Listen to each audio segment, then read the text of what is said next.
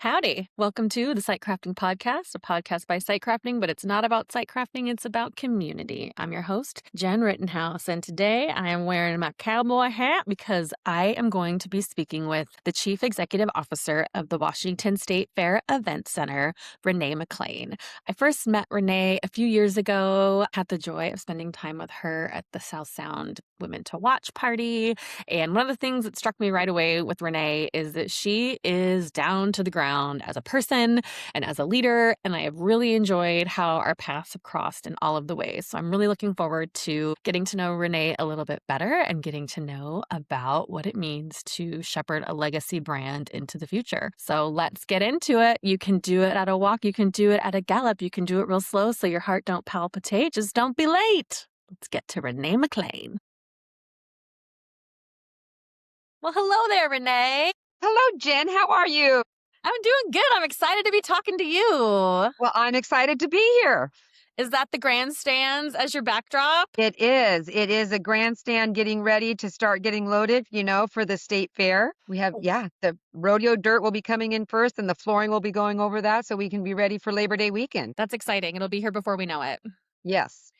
I would like to request a T-Pain residency. I know we were both at the T-Pain concert. If T-Pain could just be at the fair for the whole fair, I would really love that.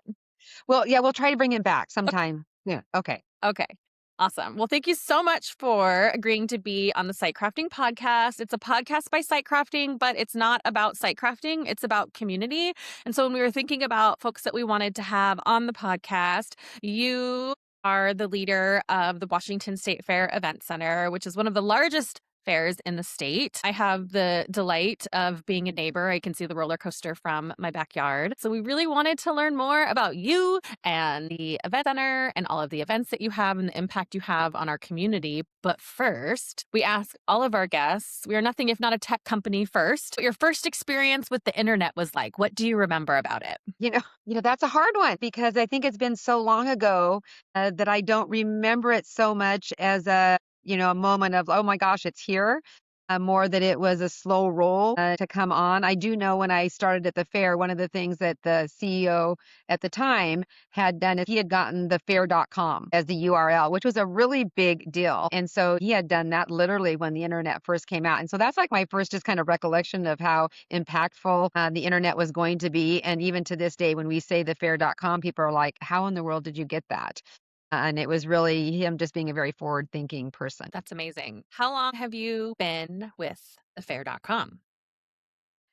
Ooh, the fair.com? Well, then for me, I've been here, quite a few years, going on 31, 32 years. So the first portion of most of those years were spent as the CFO and just the last 4 years as the CEO. That's amazing. So you've seen a lot of change happen. A lot of change as the organization, a lot of change in the community, a lot of change in the world. And all of that ends up impacting when you're putting on live events. So the fair's been through a lot and it will continue to be that. Amazing. So it started as the Puyallup Fair, right? No, it started the Valley Fair.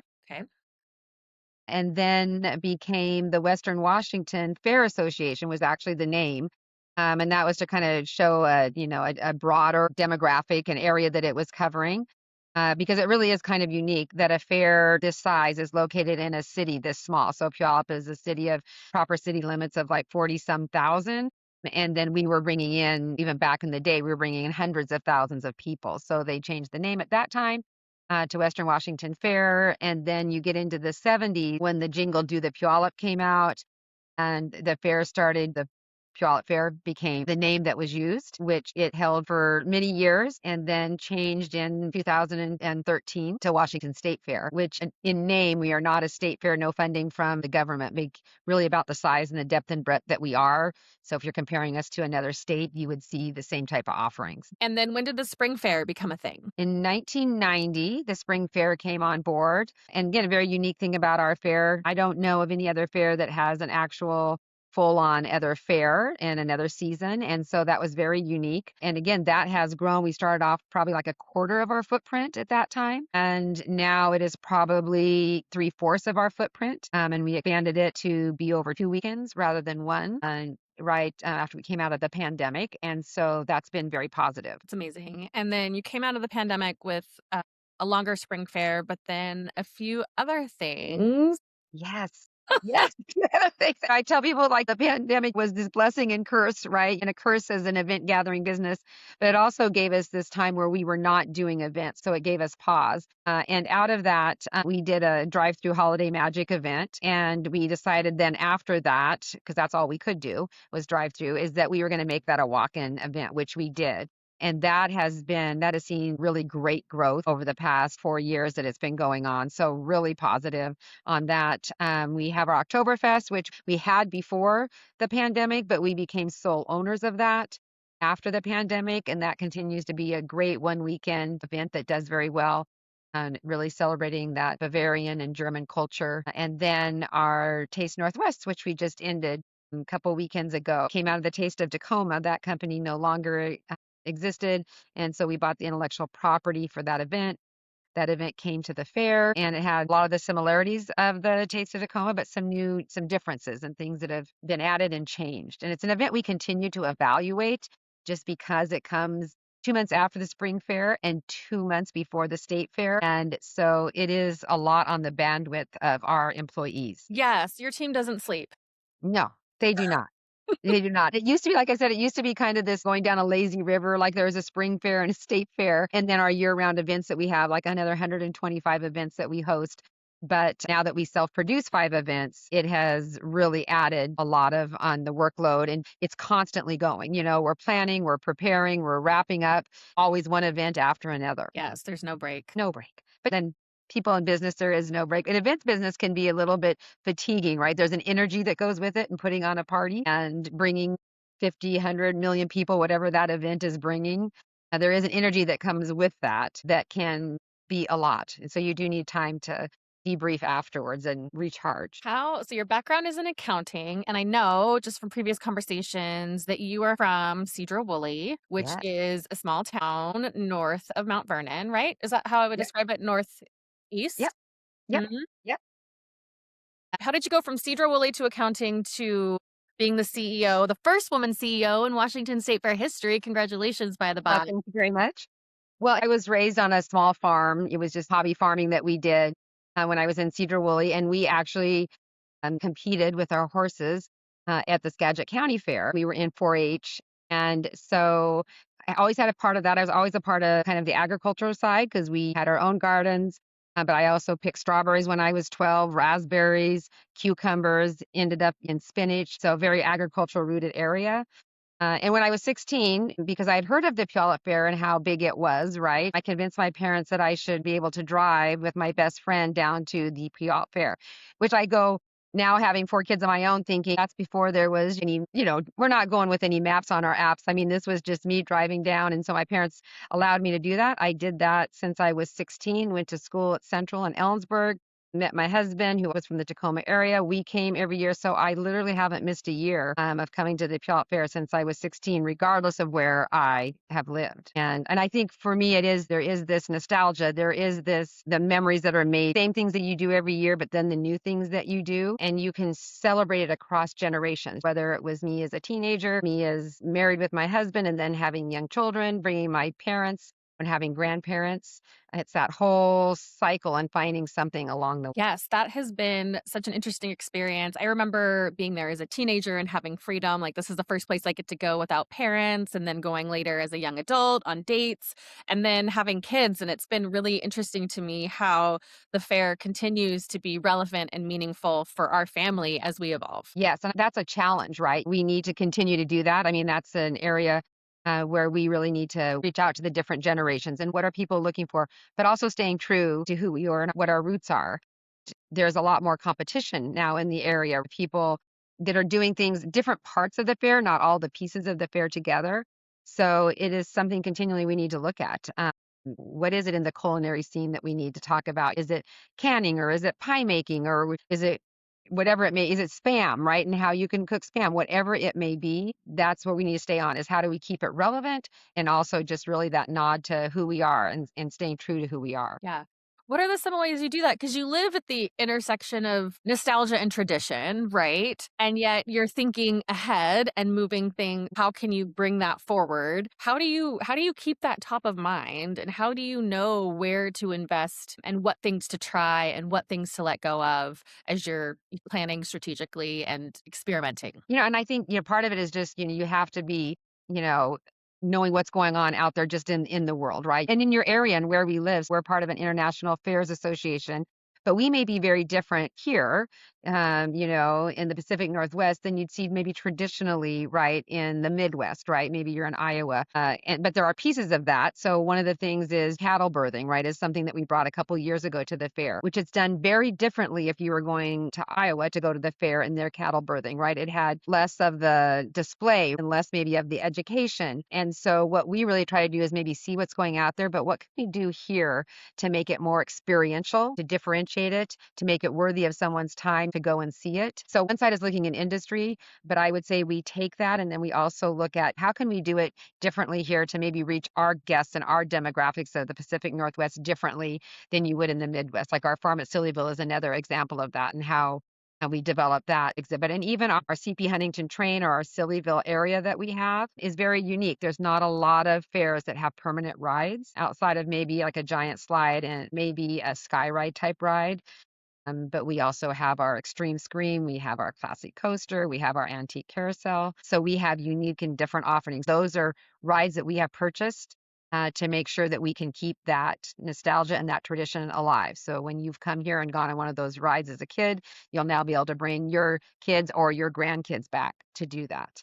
Very important. And then just looking at trends in the Pacific Northwest, we're foodies, right? We like the food experience. So whether it be our Taste Northwest event or our state fair, to just continually look at the offerings we're having and to make that keeping the tradition of those that we have, like the crusty pup and the elephant ear and the scones and the earthquake burgers, but also bringing in new foods, maybe the Hawaiian food that we have, or last year with our 1900, we brought in different and unique food vendor offerings. So it's Yes. a constant search and then kind of do that discovery about it and then decide if it's relevant. Can you talk more about the 1900 hall? Because that was a really big investment, and you worked with a local chef, and there's a rooftop bar now.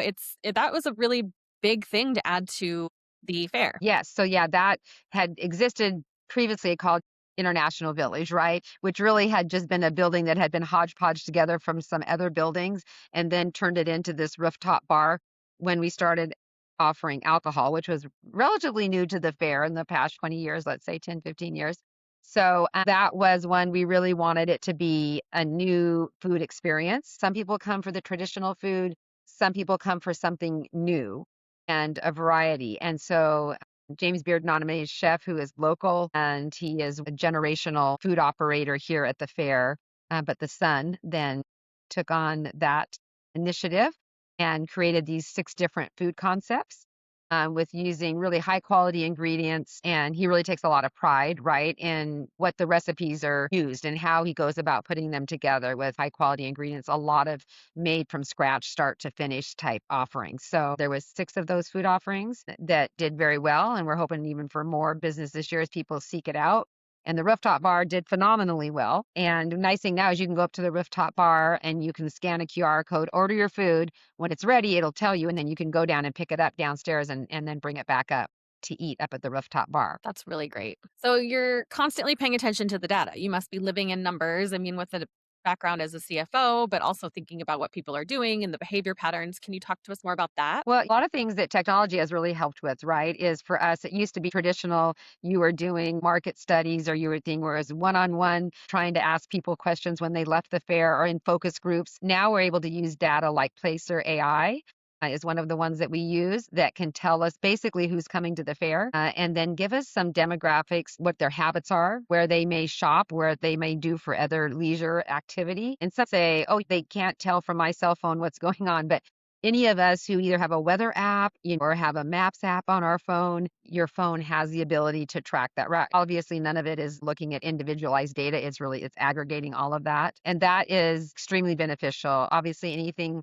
when people are buying things, we're able to do some tracking of where they're from. And then we're able to compare that Placer AI data to other venues and other events in the state and garner some good information from that as well. Your mission is bringing people together for extraordinary moments. What does that mean to you? Well, that means actually a lot to me because we updated so when I became CEO in 2022, we went through a process that took about almost 2 years to finalize it, where we really looked at and said, what is our mission and what do we want to do and what are our values? Now, I think it's really important to understand that as an organization that's been around since 1900, it's important to stay true to our values, right? So even though the words that we have used now of connections, discovery, and belonging are the words that we've used that are more current and, trend what people would understand now and a little bit more robust, I would say. What they were when I came, like, let's say 10 years ago, were family, friend, fun, and education. So those were the words. So still the same, but really the difference that we really brought out was we are a year-round organization. And what we want to do is bring people together for extraordinary moments, no matter when they come here. So if you come from one of our 5 signature events, or you come to one of the other 125 events that is held here that we just host, we want it to be something where you have an extraordinary time. I tell people, like the fair experience, it's ordinary day-to-day living that we're really bringing together, but we are able to make it extraordinary, right? By the offerings that we have and how we treat people. And that's a journey that we're on. It's not to say that we've completed it, but we also are able to use that extraordinary or bringing people together for extraordinary moments. And we're able to, when new things come up and we're like, okay, is this going to bring extraordinary moments? Is this part of our connections, values, or discovery and belonging? Does it fit into that? And that is a great tool to have because sometimes you can get sidetracked and you can talk about something and what you want to do. And I'm sure you on the business side, but that allows us to stay focused and say, is this going to create an extraordinary moment for our guests? Or if we've done something that is not creating extraordinary moments or situations, what can we do to create that? You're rooted in brand. You're speaking my language.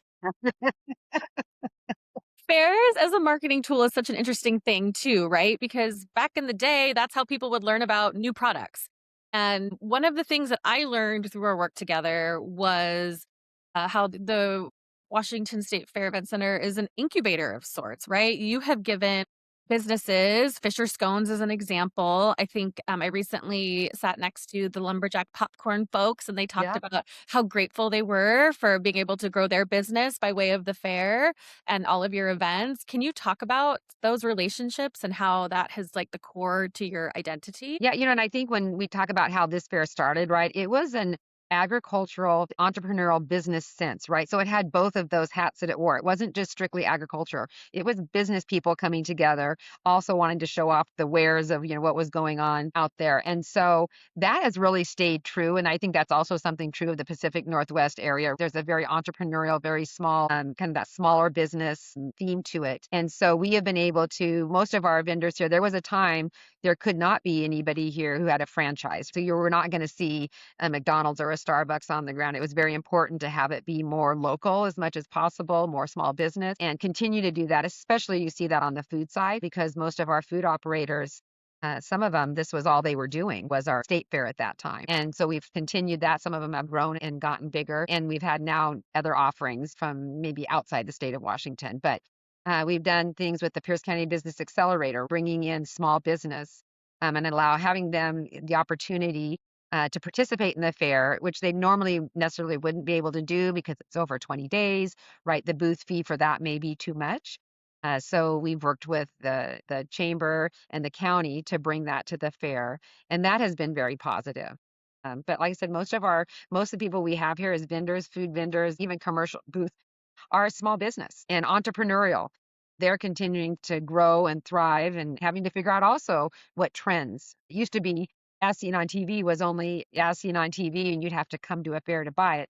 Now you can just go to the internet to buy it, right? You have to stay up with even that shopping experience, how to make that unique and different at the fair. People love the fair. I know this from just being a local gal, but we really learned this when we were doing the research phase of your website project.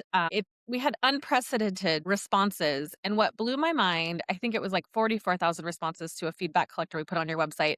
We were asking people about the website and is there anything else you want us to know? Everybody just shared their love from the fair. We had so many stories, and brand affinity is gold. How do you harness that? What does that mean to you? What do you do with that? Because there's so many businesses, that's like a white whale. Yeah. Well, and I think first it comes down to is, what we do, the gift of what we're able to do to put on a 125-year tradition, to be a part of people's life. That right there is a blessing. Not every business gets that opportunity.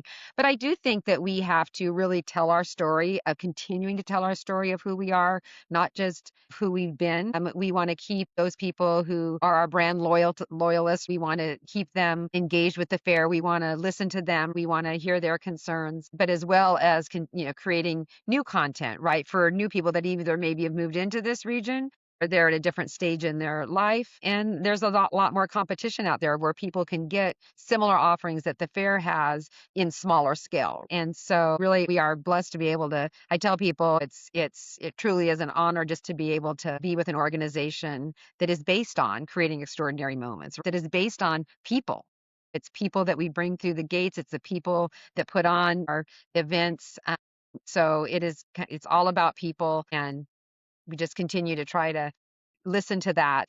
And that doesn't mean we're perfect, and people's lives now are different. There's a lot going on, and how can we make this a positive place for people to come and not necessarily escape, but people can just come and let go of what's going on outside of the outside noise. Right. Your team is really smart too in that you listen to people. I remember a few years ago, I can't remember which social channel it came through, but somebody maybe tweeted that they were at the fair and didn't have anywhere to nurse their baby. And it was like within a matter of a day, you had different nursing stations that were private set up. And that's so impressive that you're able to listen to people and respond so quickly for how the volume of folks that you're hearing from and the size of your events. And we had that just with partnering with Culture City on invisible disabilities. Now have multiple places during the fair that people can go to that need just time to disengage. That was, again, listening. It's very important because not everybody experiences the fair the same way. We want to make sure everybody can experience in one way or another. All right, you can't separate the fair from animals. We've talked a lot about people, but you have big animal news. We do. So we worked with the Puyallup Police Department, who is our command staff during all of our events here at the fair. We have now partnered with a new dog. Her name is Coaster, and she is an explosive detection dog, which basically helps us. And we've used those services before with like TSA, but it was something that we couldn't control, like when they would come. So this is one now where Coaster will be able to come every day during the fair or whenever is needed, walk through the grounds, just ensuring that they are safe. It was quite a process. There was the officer that had to then be matched with the dog that took a period of time, and then they had to train together. Coaster came out during the taste and did a little work to see how she would do, and she did a great job. So it's just another one of those things that is also very unique to the fair. The fair in the safety and security component has always kind of been on the forefront, thinking about that. It's along with like doing our evolved weapons detection system that we did years ago, which I think is pretty painless for most people. You just walk through it. But again, the world is different now. We want to make sure our guests are safe, and we have invested a lot in making sure that that is the case. But yes, Coaster will be around at different times during the state fair, and we're very excited. No, I brought my cowboy hat today. We are, just to be on brand, because you I was gonna call it a mugshot. It's a headshot. You're wearing your white hat, which now I'm like obsessed with being in the White Hat Society. Yes. Mhm. Yes. So that is our foundation. It's been around for 20 years now, which is basically supporting the scholarship efforts. We've given away millions in scholarships. Now we're giving away $250,000 a year in scholarships to the local community in the state of Washington. And our auction that we have every year is coming up in August, every August. And it has just done an amazing job. We now sell out. We're a month before, and we've already sold out. It has really become a community event. You get to dress up, wear your white hat if you have one, wear your cowboy hat, and it's a great time. And it's all goes to the scholarships of the fair. They also do around Rock the Roller Coaster in the spring, which then supports other initiatives that we have, like our food, our farm, our Washington agriculture exhibit that we have during the state fair last year and this year. The cattle birthing exhibit, our piglet palace, they've done all sorts of different things in raising money for us to be able to do our programming at the exhibits at the next level. We still may do them at the fair, but because of that funding and the community support, we're able to do them at the next level. Education is a big part of what you do. Can you talk about that in your traveling farm? Yes. Traveling Farm has been around for decades and been done in different formats, but it basically takes out curriculum and animals to schools in a 60-mile radius. As you know, a lot of schools, school districts are no longer allowing really field trips or very minimal. So this is a way for us to bring the fair, the farm, to the different school districts that might not be able to get here, or even our local school districts, and makes it's all done for free. We do 9,000 students a year. We're in the process of really revamping it again. It was before with a big semi that we were using, which gets to be a little problematic getting it into all of our spaces we have found over the past or so years. So looking at maybe a different way, but continuing to bring the live animals and educating the younger generations who may not be exposed to the fair or to agriculture. Mhm. You mentioned your We Are Washington exhibit. Is that what it's called? Yep. Think It was about- our farms, our food, our farms, our Washington. Yeah. That was really impressive. And what a way to shine a spotlight on all of the agricultural activities and exports that come from Washington. It has been an education for me on the agricultural side, the impact of the state of Washington it's up there and it's either tied for number one or two. It depends on what data you're going, is the most diverse in states with over 300 products. And it leads the way in many products. And so a lot of states, they may have where it's cattle, or they may have where it's swine, or they may have, but in this, what we have here is over 300 crops that are coming out of here. We got to do stuff with the Department of Agriculture and Research, with the various commissions that are out there, with WSU, which is a land grant university and one of the major researchers throughout the US, and really leaning into those relationships. This year we're working with University of Oregon and Weyerhaeuser, bringing even timber as a part of agriculture, which some people don't think of that. So really excited to be able to do it for a second year. Highlight women in agriculture. Yes, just some different things. I think we got really an exceptional response on that. Even if we no longer do that as a full exhibit, we are looking at taking components of that and including that throughout the fair so that we keep that relevant. Good. I'm happy to hear that. That was just really cool to see the impact Washington has on a global scale with all of the Yes, stuff that we're producing here. absolutely. Before I let you go, I want to know what concert tickets. So we've got a great lineup. Weird Al seems to be the front runner as far as, and Weird Al has been here over the years. At one time, we even had an exhibit for Weird Al. He has always done very well. It was, yeah, Al's Brain exhibit.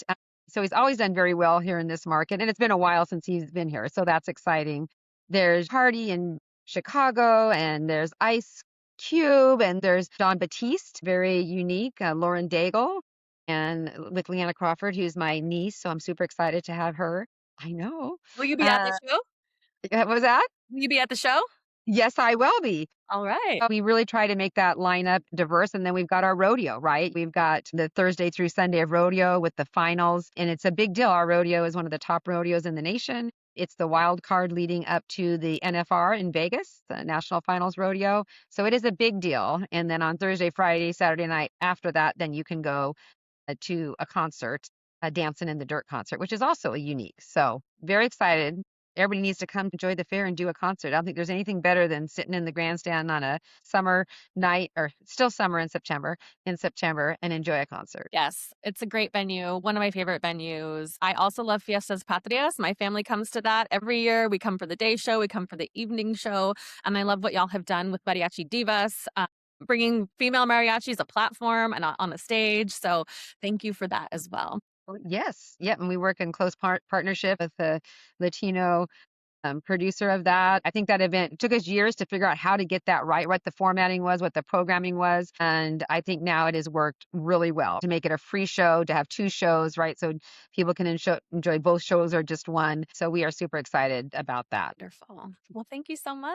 I Well, appreciate you taking the time, and I just hope you know that we really appreciate your partnership. We are proud to support the Washington State Fair Event Center and all that you do. And as a neighbor, I'm grateful for the improvements that you make to the neighborhood and your commitment to our community. So thank you so much for that. well, and thank you. We have loved working with Site Crafting and love seeing you at all of our events and getting involved in the community as well. Thank you. All right. Well, we'll talk soon. Okay. Goodbye. Hello, buddy. Hello, friends. How was your podcast today? It was great. I talked to Renee, the CEO at the Washington State Fair Event Center. She's such a hoot. I saw her at the United Way of Pierce County volunteer event, and she's just so fun. Every time I see her, she's just so lively. What was her title? CFO, Chief Fun Officer? No, she was the chief financial officer, and now she's the chief executive officer.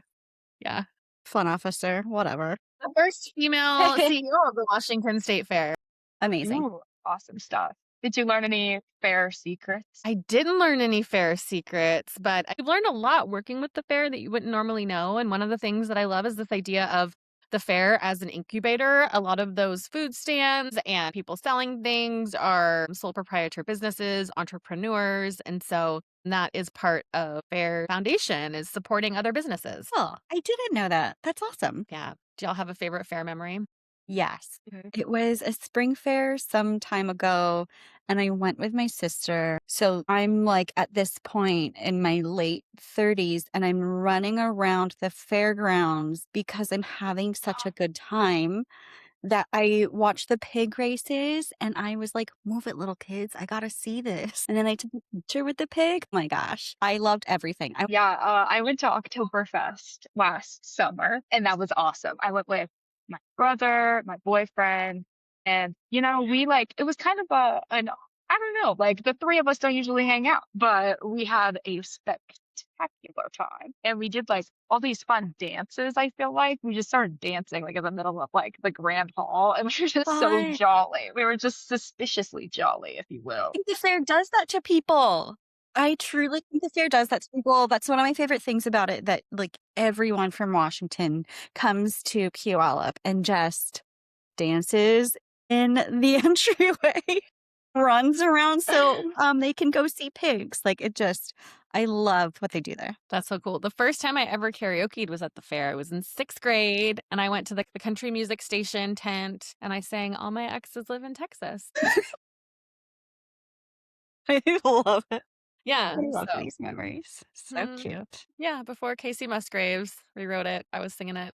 I also, for Renee, because her headshot, she's wearing her white hat, which Yeah. is a very special society to be a member of. If you give at a certain level, then you get a white Stetson. And if you give at a higher level, you get a platinum Stetson. I don't have that yet. What I have is the denim Levi's that I got on the internet. So I wore this to impress Renee. Yes.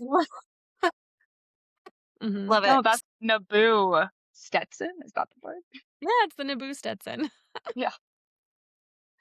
Awesome. Well, thanks for the debrief. A pleasure as always. Appreciate you. And we did it. We did our first podcast series. We did. This is our last episode, well, of this series, because honestly, it was such a blast. We'll have to do it again. And quick behind the scenes, you guys, this is Jen right here. We're really Oh just, my that's her gosh. little studio. Wow, that is good behind the scenes content. This was so fun. See you later. See ya. Bye, guys.